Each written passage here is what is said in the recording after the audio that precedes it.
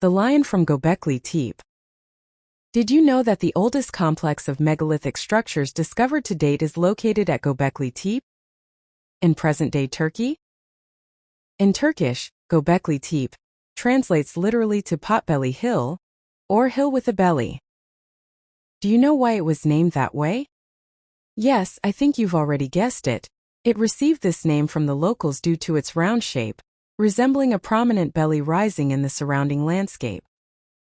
But you cannot guess the story of the place, so let me tell you. Once upon a time in the era we call the Stone Age, there lived a lion. He was young, strong, and very handsome, and he got along very well with all the animals. He helped them when they needed assistance, and he protected them when they were in danger, so the animals trusted him. They asked him to be their king. He of course accepted. Everything seemed fine. The king continued to protect the animals in his kingdom from enemies. However, after a while, his servants began to disappear. First, it was the duck that was supposed to prepare the king's bath daily, which was replaced by another duck. Then, a month later, the next duck disappeared as well. Some time passed without any ducks disappearing, but then the wild boar went missing. He was the guardian of the king's food store, but one night he vanished without a trace. He was replaced by another boar, who also disappeared without a trace. The animals found it suspicious that animals of the same kind kept disappearing for a period. First it was just ducks disappearing, then only boars, followed by oxen, and so on. None of them were ever found again, neither alive nor dead. The animals told the king about the mysterious disappearances, which he had also noticed since his closest servants were the ones disappearing. However, no one dared to accuse the king for fear of being punished. Time passed, and during this period, the animals built a palace with enormous stone pillars, a beautiful round structure covered with wood and branches, topped with turf.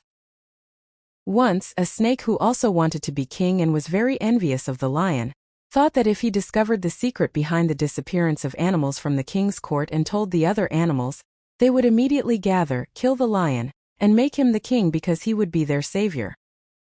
Being very clever, he quickly understood the situation and never doubted that the king was guilty.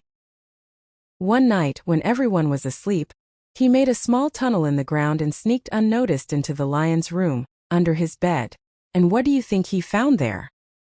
A pile of animal bones. Gazelles, deer, boars, goats, but also an impressive number of birds, especially vultures and ducks. The snake didn't hesitate, took the bones, and quickly called a secret meeting with the animals. By morning, he had convinced them that the lion was responsible for the mysterious disappearances. He persuaded them to kill the lion. They all set out, led by the snake, who coiled around the horns of a gazelle to get a better view of the scene. Very angry with the lion, they all shouted, carrying all sorts of weapons to take revenge on him. But they didn't know that the king had another big secret. Not only did he secretly eat his servants, but he also had a rare talent that no one else possessed. If he plucked a whisker and blew it into the wind, he could wish for anything he wanted, and it would come true. As the animals came to kill him, making a lot of noise, he woke up and immediately understood the situation. He pulled out a whisker, blew it into the wind, and wished for all the animals, and even the few humans living nearby, to turn into stones. And so it happened. When the transformation was complete, he covered everything with earth, and that's how the hill in that place was formed. And the lion, as if nothing had happened, went off to find a new kingdom.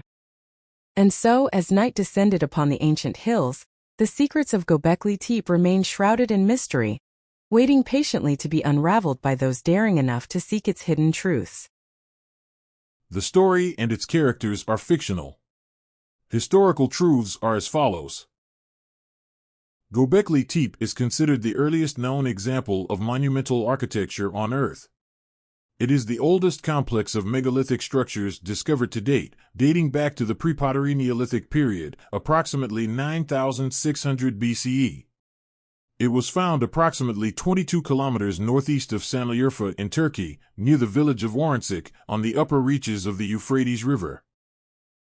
The structures were built by groups of hunter-gatherers at the end of the Epipaleolithic period and the beginning of the Pre-Pottery Neolithic period. The site includes T-shaped pillars arranged in circular plans, with stone walls between them. At the center of each circle are two larger pillars. The pillars at Göbekli Tepe are adorned with numerous reliefs and carvings depicting a variety of images and symbols. Among these are animals, human figures, and abstract symbols. The most common representations are of animals such as bulls, boars, foxes, lions, snakes, birds such as vultures and wild ducks, and insects. These animals are often carved in relief and sometimes appear stylized or schematized. Some of the sculptures depict parts of the human body, such as hands and arms. Also, some pillars feature representations of human figures, although these are rarer and often stylized. There are numerous abstract symbols, including geometric shapes and other motifs that are not easily identifiable. These symbols may have religious or ceremonial significance. Göbekli Tepe is believed to have been a cultural or religious center, not a permanent settlement. There is debate as to whether the space delimited by the pillars could have witnessed hunting rituals, initiation and passage rites, spiritual gatherings, or funeral practices. Göbekli Tepe translates from Turkish as Potbelly Hill or hill with a belly. This name comes from the round and bulging shape of the hill where the archaeological site is located. The name reflects the physical appearance of the terrain before archaeological excavations began.